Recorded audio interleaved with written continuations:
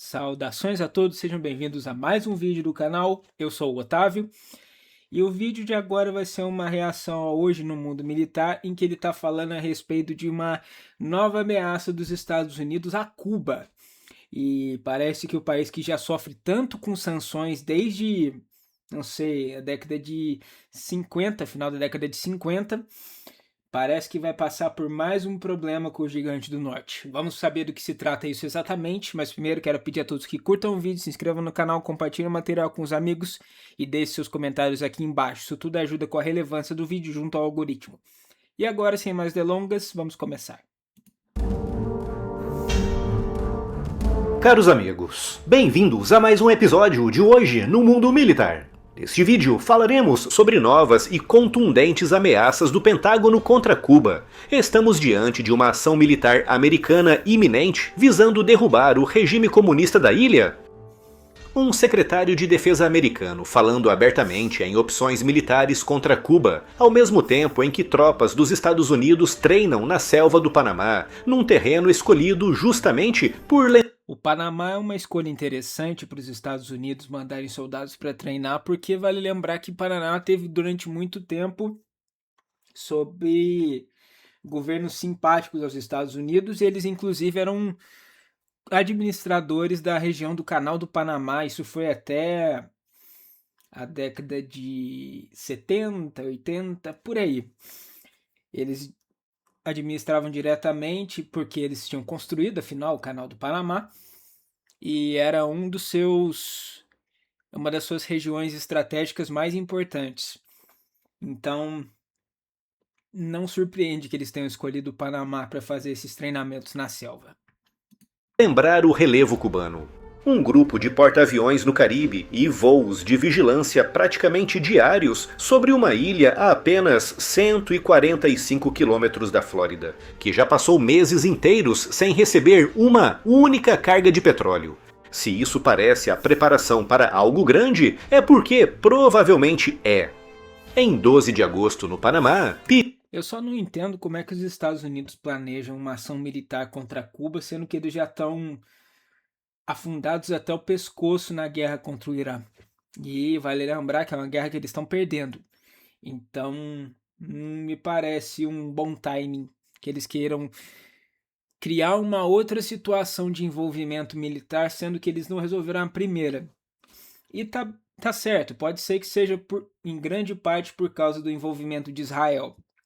A gente sabe que o Estado de Israel tem uma grande influência junto ao governo dos Estados Unidos, então é bem provável que eles não estejam saindo da guerra, não só porque eles não conseguem, mas também porque Israel pressiona os Estados Unidos a continuarem nesse envolvimento militar.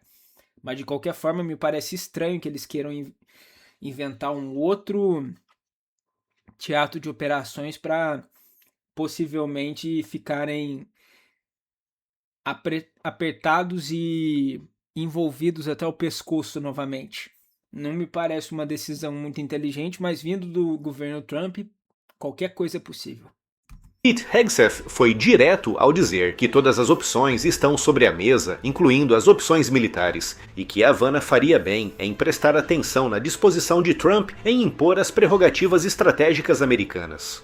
O secretário de Estado, Marco Rubio, filho de imigrantes cubanos e a voz mais dura da administração no assunto, já vinha classificando Cuba como um estado falido, uma ameaça à segurança nacional americana, justamente por estar tão perto, e por ser governada por um regime comunista formado por amigos dos adversários de Washington. E paralelo a isso tudo, sanções americanas que atingiram inclusive o ministro das Forças Armadas cubanas, o general Álvaro López Miera, além de empresas do complexo militar industrial da ilha. Para entender por que essas ameaças soam diferentes de tudo o que se ouviu nas últimas 6 décadas, precisamos voltar a 3 de janeiro deste ano. Naquele dia, uma operação de forças especiais americanas em Caracas capturou o ditador venezuelano Nicolás Maduro. foi o ponto culminante da Operação Southern Spear, o maior desdobramento militar dos Estados Unidos no Caribe desde a crise dos mísseis no início dos anos 60. E poucas horas depois, Trump e Rubio já sinalizavam qual seria o próximo endereço, com Rubio deixando isso bem claro ao dizer que se ele morasse em Havana e fizesse parte do governo, estaria preocupado. O que veio depois foi um cerco. No fim de janeiro, uma ordem executiva autorizou tarifas contra qualquer país que fornecesse petróleo a Cuba, direta ou indiretamente. O México, tradicional fornecedor, recuou. A Venezuela, que sustentava a ilha com petróleo subsidiado desde os tempos de Chávez, saiu do jogo junto com Maduro. Alguns petroleiros russos ainda conseguiram entregar algumas toneladas de combustível, mas foram casos muito isolados. O New York Times descreveu o resultado. E dá para imaginar o que esse tipo de coisa faz com a economia de um país no século XXI. O fato de Cuba não estar recebendo petróleo, ou quase nenhum petróleo, está diretamente ligado, por exemplo, às constantes quedas de energia que acontecem por lá. Porque, afinal, a ilha opera geradores a... eu não me lembro se é a diesel, se é gás natural, enfim. Depende diretamente dessas importações de hidrocarbonetos para poder funcionar suas usinas de energia. Então, isso além de prejudicar a economia, também deixa a população no escuro. Como o primeiro bloqueio efetivo dos Estados Unidos contra Cuba desde a crise dos mísseis, e o efeito foi devastador. A rede elétrica cubana colapsou nacionalmente em março. Em maio, o próprio Ministério de Energia e Minas admitiu que o país havia ficado sem diesel e sem óleo combustível. As Nações Unidas registraram queda de cerca de 60% na produção de alimentos, e o turismo, principal fonte de divisas do regime, despencou também 60%. Tudo isso é o resultado da aplicação prática de uma nova doutrina americana, a Estratégia de Segurança Nacional divulgada no final do ano passado, e que ressuscitou explicitamente a doutrina Monroe do século XIX, acrescentando a ela o que a Casa Branca chamou de Corolário Trump.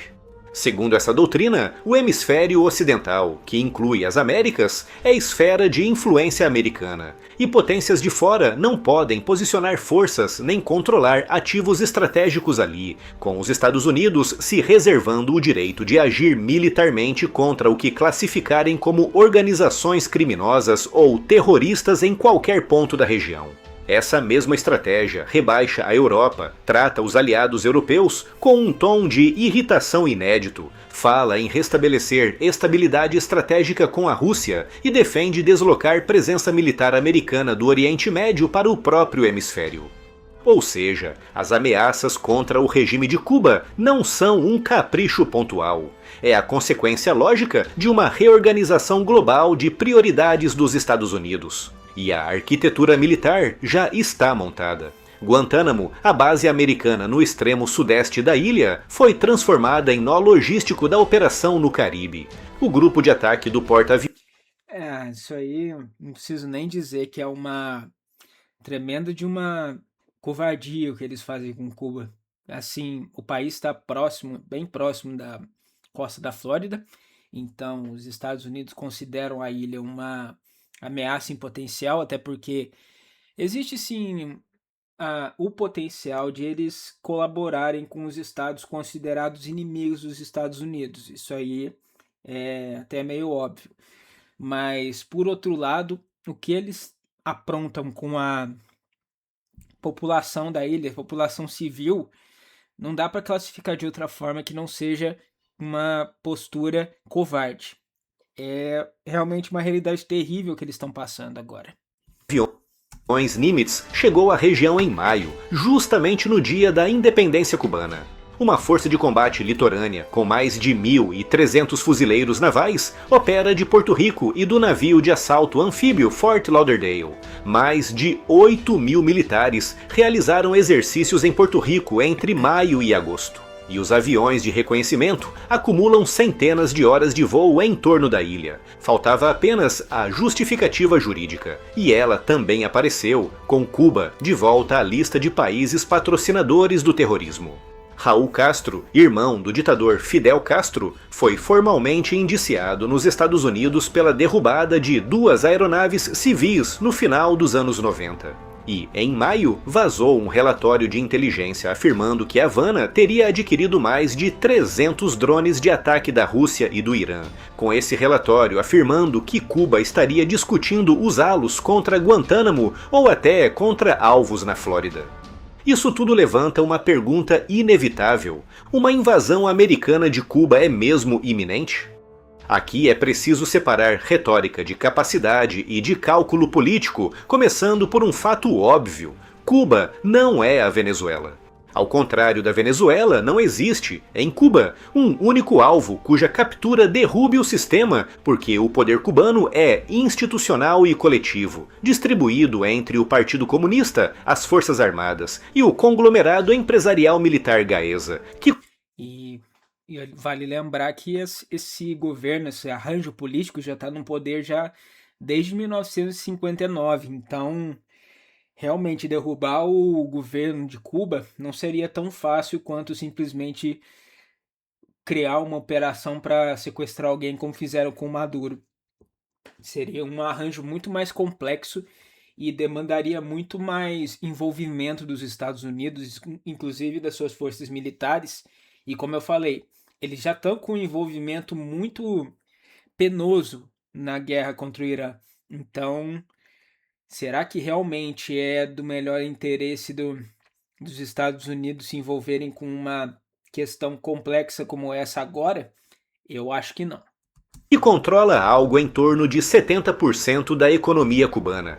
A doutrina cubana de defesa, a chamada Guerra de Todo o Povo, foi desenhada durante décadas exatamente para o cenário de um desembarque americano. O chanceler Bruno Rodrigues avisou que qualquer ação militar produziria um banho de sangue. E vários republicanos no Congresso, que é a base política da atual administração, já alertaram Trump contra abrir uma nova frente enquanto a conta do Oriente Médio segue aberta. E é justamente aí que entra o Irã.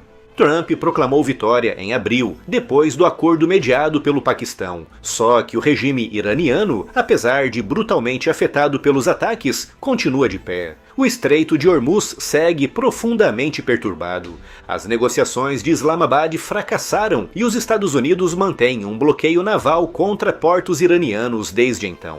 Não houve rendição, não houve tratado, não houve a imagem de encerramento que uma campanha eleitoral pede. E agora, com as eleições de meio de mandato em novembro, Cuba aparece como um teatro tentador, mais perto, muito mais fraco do que o Irã, sem defesa aérea moderna e com um valor simbólico enorme para o eleitorado cubano. Pensando por esse lado, até por conta da quantidade de imigrantes cubanos que existem na Flórida, isso seria um trunfo. E sem falar nos eleitores habituais do Trump que gostam muito de sucesso em operações militares. Então, a perspectiva de uma invasão a Cuba se torna mais interessante no sentido de que iria garantir ao governo do Trump um trunfo eleitoral, em que ele mostraria força. Ele provavelmente não seria derrotado dessa vez, porque, como Marcelo falou, Cuba é um alvo muito mais fraco do que o Irã, e acabaria gerando uma publicidade positiva para o governo. Mas ainda assim, apesar de ser um alvo mais vulnerável, talvez não seja do melhor interesse deles se envolverem em um segundo teatro de operações enquanto a guerra no Irã continua aberta. Plano americano da Flórida. Em resumo, Trump pode olhar para Cuba como a vitória militar que não conseguiu apresentar através do Irã, e isso pode lhe render votos valiosos nas eleições de novembro. No entanto, a estratégia americana em curso não é a invasão, é a asfixia. Washington aposta que o colapso energético e econômico produza a queda do regime, e o objetivo declarado de mudança de regime até o fim do ano caminha nessa direção. A ação militar seria o plano de contingência, que seria acionado apenas se o colapso gerar caos, migração em massa em direção à Flórida ou um incidente que sirva de gatilho. O que os Estados Unidos estão testando em Cuba é um instrumento novo com o bloqueio energético como arma estratégica de mudança de regime, aplicado dentro de uma esfera de influência declarada e sem qualquer autorização multilateral. Tudo isso com um objetivo claro: mostrar ao mundo que as Américas... Mas vamos ser sinceros aqui. Desde quando o Trump é um político que se importa com autorizações externas ou com consentimento internacional? Ele não tá nem aí, ainda mais depois da implementação desse corolário Trump. Ele passou a achar que ações diretas na América Latina eram muito mais justificáveis, mesmo sem nenhum tipo de aval internacional, porque afinal, segundo eles, é a esfera de influência dos Estados Unidos e nenhum outro país considerado uma potência global pode se intrometer. Então eles passaram a achar muito mais viável e muito mais correto qualquer tipo de ação direta sobre a América Latina, mesmo que seja uma ação controversa como essa de bloquear energeticamente Cuba, que é uma coisa com a qual nem todos os eleitores concordam nos Estados Unidos.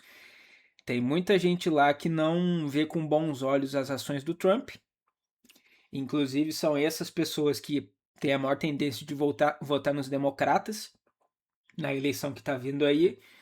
E, enfim, ele vai precisar achar um jeito de justificar essas ações de alguma forma. São território exclusivo dos Estados Unidos e que qualquer presença externa nesse território não será mais tolerada por Washington.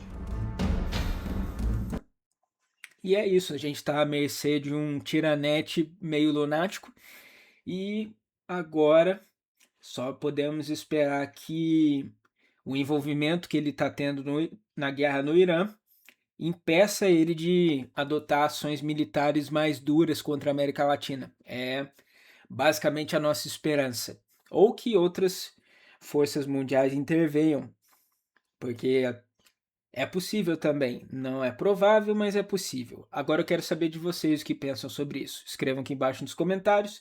Também não se esqueçam de curtir, compartilhar e se inscrever no canal. Eu agradeço a todos por assistirem e verei a todos novamente no próximo vídeo do canal. Um grande abraço e valeu!